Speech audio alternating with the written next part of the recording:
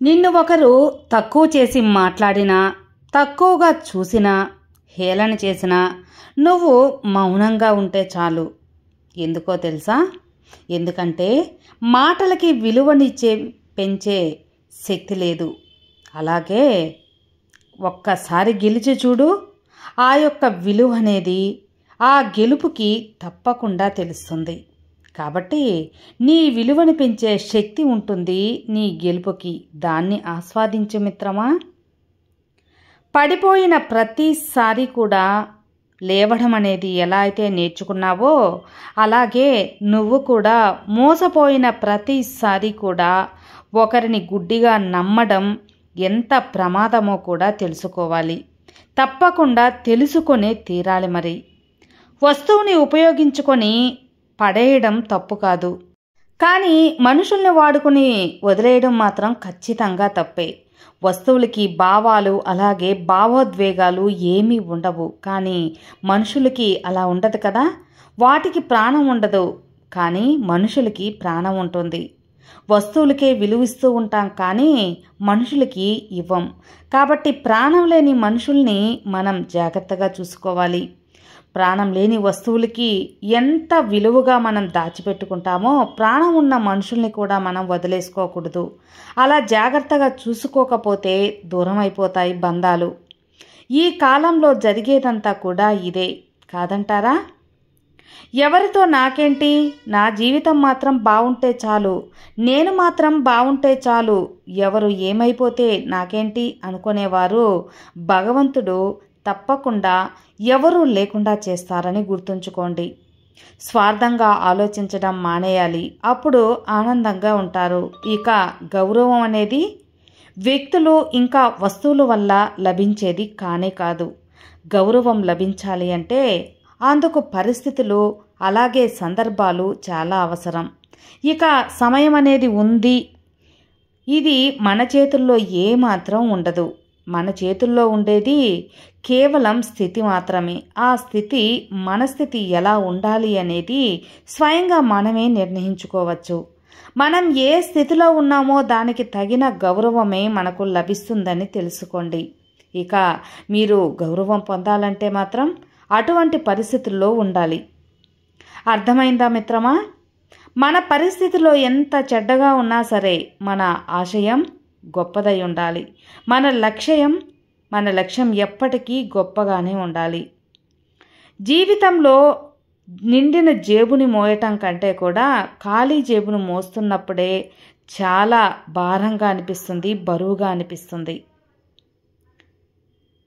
మౌనం మనకి సమాధానం ఇవ్వలేదు, కానీ ఆలోచించడానికి సమయాన్ని ఇస్తుంది. నిర్ణయం తీసుకోవటానికి మంచి అవగాహన ఇస్తుంది. నీ జీవితంలో ఉన్న ప్రతి వ్యక్తి ఏదో ఒక రోజు, ఏదో ఒక సందర్భంలో ఎవరో ఒకరు నిన్ను బాధ పెడుతూనే ఉంటారు కదా. అలాంటప్పుడు కేవలం సంతోషం మాత్రమే ఇవ్వగలిగే మనుషులు దొరకటం చాలా అరుదు, అసాధ్యం కూడా. అలాంటి వారిని వదులుకోకూడదు. జీవితాంతం ఒక బంధం నిలబడాలంటే క్షమించే గుణం అలాగే భరించే ఓపిక రెండు చాలా అవసరం. నీ మనసుకి తెలిసి ఉండాలి. మరి కోపంతో అనే ఒక్క మాట ఎంతటి బంధాన్నైనా కూడా దూరం చేయగలదు. ఎందుకో తెలుసా? ఎందుకంటే అందరికీ కనిపించేది ఆ కోపం తప్ప లోపల ఉన్న ప్రేమ కాదు, దాని వెనుక ఉన్న బాధ కాదు. ఇవి ఎవ్వరూ అర్థం చేసుకోలేరు కూడా. ఇక అలా అర్థం చేసుకున్న వారితో బంధం ఎన్నటికీ దూరం అవ్వదు. నిన్ను కాదు అనుకున్న వ్యక్తి కోసం నువ్వు ఎంత బాధపడినా కూడా చివరికి నీకు మిగిలేవి ఆలోచనలు మాత్రమే, కన్నీళ్లు మాత్రమే. నీ జీవితం ఒక్క అడుగు కూడా ముందుకు సాగదు. గతం గురించి ఆలోచిస్తూ కూర్చుంటే భవిష్యత్ అంతా కూడా నాశనమైపోతుంది. ఇక దానికి కారణమైన వారు మాత్రం సంతోషంగా ఉంటారు, తమ జీవితాలలో హాయిగా గడుపుతూ ఉంటారు. మీరు మాత్రం ఎందుకని బాధగా ఉండాలి, అలా దిగాలుగా పడిపోవాలి చెప్పండి? ఒక జీవోత్సవంలా మీకు ప్రాణం ఉంది, కానీ గతాన్ని మర్చిపోయే శక్తి కూడా ఉంది. ఆలోచనల్లోనే కాదు, వాస్తవంలో జీవించు మిత్రమా. ఆ గతమే మీ భవిష్యత్తుకు పునాదిగా మలుచుకొని ఉన్న స్థాయిని ఎదిగించుకోండి. అప్పుడే మీ జీవితానికి, మీ గతం తాలూకా అనుభవానికి ఒక అర్థం అనేది ఉంటుంది. ఎందుకంటే గతాల తాలూకా జ్ఞాపకాలతో మీ జీవితం నాశనం అవ్వాలి. తప్పు చేస్తే కదా భయపడాలి, వారి జీవితాలు కదా నాశనం అవ్వాలి, వారి జీవితాలు కదా పశ్చాత్తాపంతో కృంగిపోవాల్సి ఉంటుంది. ఇక స్వేచ్ఛగా ప్రేమించిన మీరు మాత్రం, నిజాయితీగా జీవించిన మీరు మాత్రం ఎందుకు గర్వంగా జీవించకూడదు? జీవించండి, గర్వంగా జీవించండి. నిన్ను ప్రేమించే వ్యక్తులు నిన్ను బాధ పెడతారు అనే నిజాన్ని నీ మనసుకు నేర్పినప్పుడే నీకు అసలైన ప్రేమ ఏంటో తెలుస్తుంది, అర్థమవుతుంది కూడా. నిన్ను అర్థం చేసుకోలేని మనిషిని అడిగి అడిగి అలసిపోవడం కన్నా ఎలాంటి ప్రయోజనం ఉండదు. అర్థం చేసుకొని ఆగిపోవడమే మంచిది. అది ప్రేమలో అయినా లేదా స్నేహంలో అయినా. నీకు మంచి రోజులు వస్తాయి అనే మాట ఎంత వాస్తవమో, ఈ సమయం పోతే మళ్ళీ తిరిగి రాదు అన్న వాస్తవం కూడా అంతే నిజం. గుర్తుంచుకొని మెలగాలి మరి.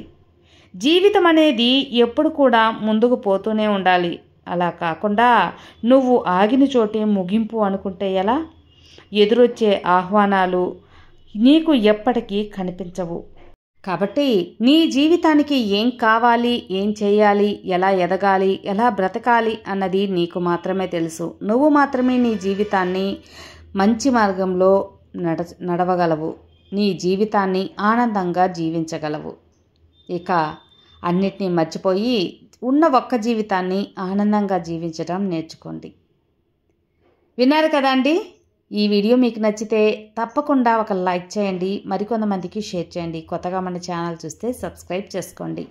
మరో మంచి మోటివేషనల్ వీడియోతో మళ్ళీ కలుద్దాం. అంతవరకు have a good day friends. Thank you for watching. Bye.